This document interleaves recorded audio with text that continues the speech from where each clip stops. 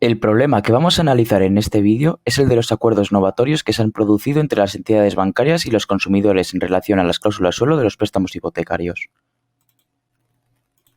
Por tanto, ¿qué son los acuerdos novatorios sobre cláusulas suelo? Las entidades bancarias que habían incluido en los préstamos hipotecarios pactos de limitación de la aplicación de la variación a la baja de tipos de interés, o sea, las cláusulas suelo, pactaron con sus clientes unos acuerdos novatorios por los que se negociaba la cesación de la aplicación de dichas limitaciones en el tipo de interés.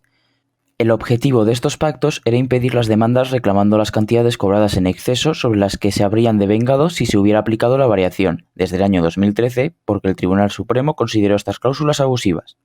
En estos pactos siempre añadían otras cláusulas negociadas como reducciones en las comisiones por cuotas impagadas, se ampliaba el diferencial a aplicar y se pactaba la renuncia a efectuar futuras reclamaciones. Para entender en profundidad estos acuerdos novatorios sobre las cláusulas suelo, es necesario entender el origen de estas últimas.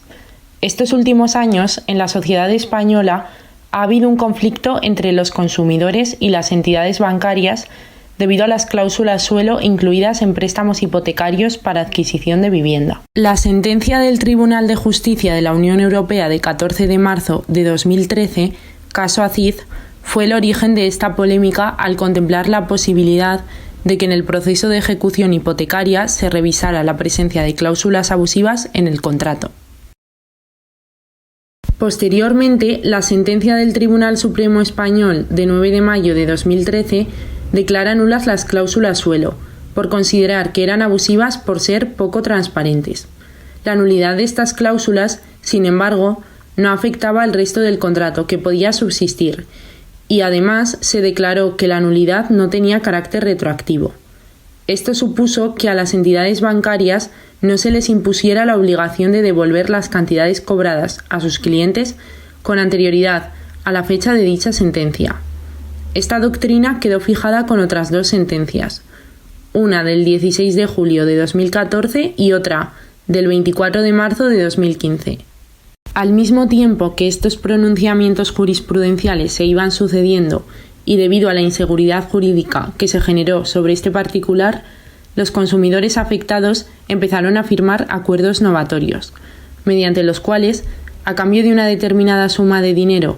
que les entregaba la entidad bancaria, se eliminaban o reducían las cláusulas suelo.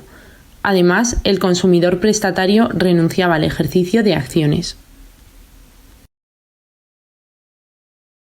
El 21 de diciembre de 2016, el Tribunal de Justicia de la Unión Europea publicó una sentencia que establecía que la nulidad debía ser retroactiva y que los bancos debían restituir lo indebidamente cobrado desde la fecha de la firma del préstamo hipotecario y no desde la fecha de la sentencia del Tribunal Supremo, es decir, que concedía carácter retroactivo a la nulidad de las cláusulas suelo.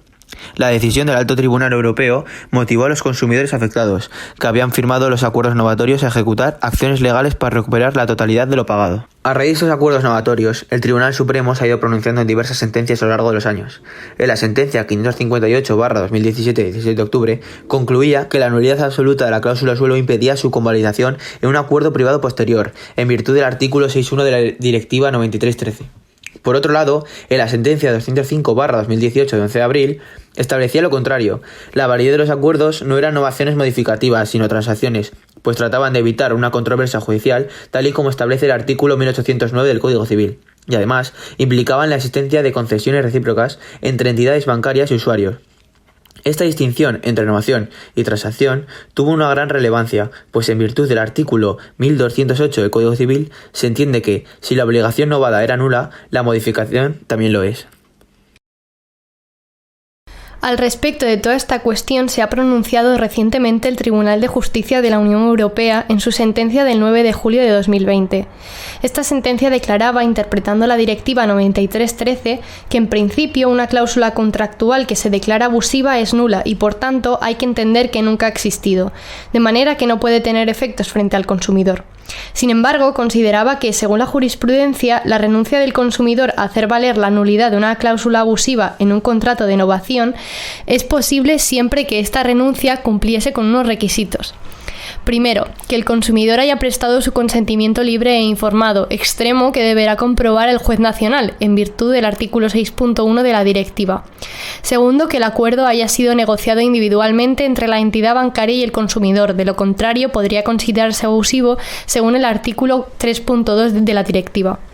Tercero, que cuando se celebre el contrato de préstamo hipotecario de tipo de interés variable y se establezca una cláusula suelo, el profesional haya situado al consumidor en condiciones de comprender las consecuencias económicas que para él se derivan del mecanismo establecido por medio de la referida cláusula suelo, proporcionándole información sobre la evolución del índice por el que se calcula el tipo de interés, según las exigencias de transparencia en los artículos 3.1, 4.2 y 5 de la directiva. Por último, el Tribunal de Justicia de la Unión Europea ha señalado que los artículos 3.1 y 6.1 de la directiva deben interpretarse teniendo en cuenta que 1. La cláusula negociada entre profesional y consumidor que obliga a este último a la renuncia de acciones judiciales, que podría interponer si no existiera dicha cláusula, se considerará abusiva si el consumidor no hubiera dispuesto de la información que le hubiera permitido comprender las consecuencias jurídicas derivadas de la cláusula.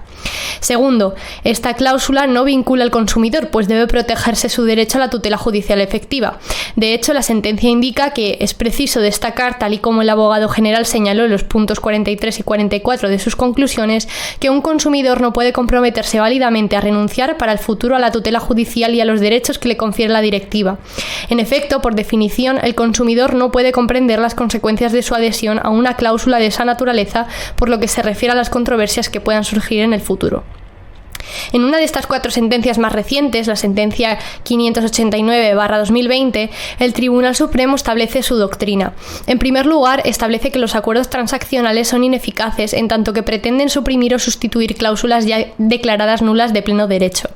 Sin embargo, el Tribunal Supremo concluye que es admisible una transacción aunque la obligación preexistente sobre la que exista la controversia pudiera ser nula por falta de transparencia y o abusividad, circunstancia que solo podría determinarse si se declara dicha nulidad judicialmente y siempre que la nueva relación jurídica nacida de la transacción no contravenga la ley. Es decir, que la transacción será admisible mientras la cláusula que pretenda modificar no se declare nula. El Tribunal ha apoyado esta doctrina en los siguientes fundamentos jurídicos. Primero, porque según los artículos 1814 y 1816 del Código Civil, lo convenido por las partes tiene eficacia vinculante entre ellas en tanto no se justifique su nulidad. Por tanto, en tanto que no se acredite alguna causa de nulidad del acuerdo, las partes quedarán vinculadas en los términos convenidos, incluida la renuncia al ejercicio de acciones civiles y mercantiles, pues tal facultad de renuncia está reconocida en el artículo 147.1 del Reglamento de Procedimiento del Tribunal de Justicia. En consecuencia, en el ámbito de las controversias sobre la eventual abusividad de las cláusulas suelo, el artículo 3.3 del Real Decreto Ley 1/2017 de 20 de enero de medidas urgentes de protección de consumidores en materia de cláusulas suelo admite que entre entidad de crédito y consumidor pueda alcanzarse un acuerdo sobre la cantidad que debe ser restituida por haberse aplicado indebidamente una cláusula suelo. Ahora bien, la validez de los acuerdos transaccionales que tengan por objeto cláusulas susceptibles de ser declaradas abusivas en contratos con consumidores requieren su conformidad con las reglas generales que disciplinan la validez de los contratos y también con las específicas relativas a los contratos con consumidores, incluyendo las relativas al requisito de la transparencia material. Es preciso, tal y como establecía ya la sentencia del Tribunal Supremo 171/2017, que el consumidor tuviese un conocimiento cabal y completo del precio y de las condiciones de la contraprestación antes de la celebración del contrato. Por último, y si el acuerdo transaccional no hubiera sido negociado individualmente, sino predispuesto por el banco, es preciso que se compruebe el cumplimiento de las exigencias del principio de transparencia en la transacción, para verificar si los consumidores conocían las consecuencias económicas y jurídicas de su aceptación. Este juicio de transparencia debe realizarse siguiendo los parámetros ya establecidos por la sentencia del Tribunal de Justicia de la Unión Europea de 9 de julio de 2020, que ya hemos explicado anteriormente. En conclusión, la jurisprudencia española sobre este tema ha sido bastante confusa, pues desde 2013 el Tribunal Supremo ha mezclado los conceptos de falta de transparencia y abusividad. Finalmente, en 2020, ha corregido su criterio y ha establecido que la falta de transparencia no indica necesariamente abusividad. Recientemente, se ha establecido la validez de los acuerdos transaccionales en las últimas sentencias del Tribunal Supremo, respaldadas por la sentencia del Tribunal de Justicia de la Unión Europea de 9 de julio de 2020, siempre y cuando estos cumplan con los requisitos de transparencia y exigencias establecidas y, por supuesto, no pretendan suprimir o sustituir cláusulas ya declaradas nulas de pleno derecho.